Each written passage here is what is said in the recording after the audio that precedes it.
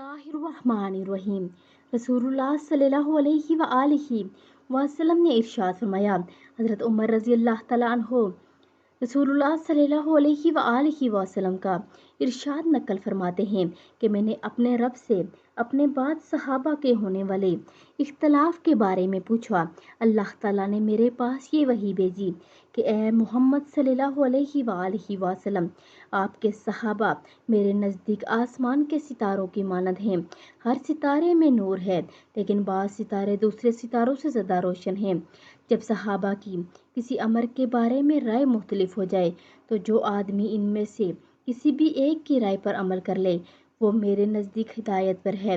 और आप सल्लल्लाहु अलैहि वसल्लम ने फरमाया, मेरे सहाबा सितारों की मानद हैं, इसकी भी इक्तदा करोगे हिदायत पाओगे।